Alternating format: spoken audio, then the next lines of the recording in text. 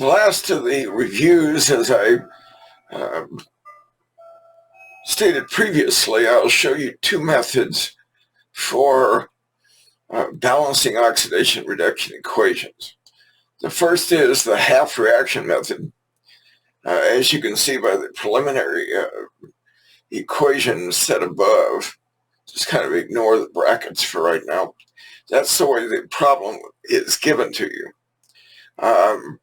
Note that the manganese on the left side of the reaction is a +7 because oxygen is fairly standard at 2- unless it's 0 if it's diatomic. So we have 8 minuses, and one of them is accounted for with a charge on the polyatom, the manganate polyatom. So that makes the manganese charged at a +7 on the left side of the reaction. On the right side of the reaction, we have sulfur at a 2-, making the manganese a 2+. So that is 5 electron differential between the two of them. Sulfur goes from a 2- as stated to sulfur elemental. All elements are 0 charge. The sulfur 2- is no change, so it's ignored in this instance, and it goes from sulfur 2- to sulfur 0, which means there is a net gain of 2 electrons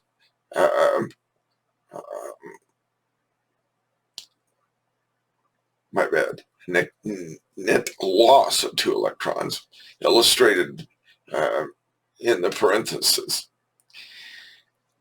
So the manganese is a 5 change, and the sulfur is the 2 change. When you add those up, you will easily balance the equation, remembering that you must multiply the manganese by the 2 and the sulfur by the 5. Now the bracket method, which is somewhat different and I think easier to explain to students, is you draw a bracket between them. Same parameters as previously indicated. The sulfur loses the 2 electrons, and the manganese gains 5 electrons. Now, if you'll remember that you cross multiply these, and you need to show the electrons. So over here on this side, we've got 10 electrons. And over here on this side, we've got 10 electrons. So their net loss and gain are equal. To balance this, you put a 2 in front of the manganate ion, and that means you got to put a 2 in front of the manganate on that side. And the sulfur necessitates the cross multiplication, so there's a 5 in front of the sulfur ion and a 5 in front of the sulfur here. Now the only modification to that is that if you add it up before we finish with, we always do the waters last, because this isn't a water solution, so you have an unlimited amount of water available to balance the equation. It's kind of cheating, but it works out quite effectively. The thing that we've done improperly is when we're balancing this, on this side of the equation, you got 5 and 2 is 7, not 5 sulfurs. So we must change this one to balance properly with a 7. Now, to get everything right, we just balance the waters, the oxygens and the hydroxide ions.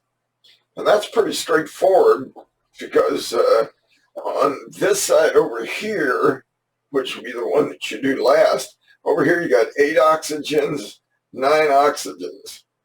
Nine is an ugly number to deal with and probably not going to be useful at all. Over here, you have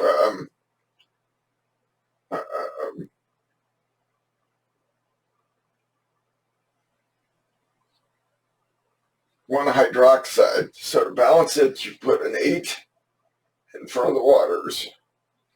That gives you 16 hydrogens and 8 plus 2 or plus 8 is 16 oxygens. So you got 8 and 8 is 16 oxygens and 16 hydrogens. Voila, all you got to do is put a 16 in front of the hydroxide and the problem is balanced because you have 16 hydrogens, 8 oxygens, plus 8 oxygens, 16 oxygens. And over here you got 16 oxygens, 16 hydrogens. The others were already balanced in advance. And that's how you do oxyredox with a bracket method. The half reaction method is also acceptable. Whatever makes the most sense for you should be the one you use. I don't think I missed anything. It's pretty much oxidation reduction. And that's the final part of the review for the first 20% of the course. Hopefully, much of it has made sense. Now, if you haven't bought a textbook yet, you're seriously at a disadvantage, and it's expected that you have a periodic table. And if you have those, this has been somewhat informative, I do hope. Anyway,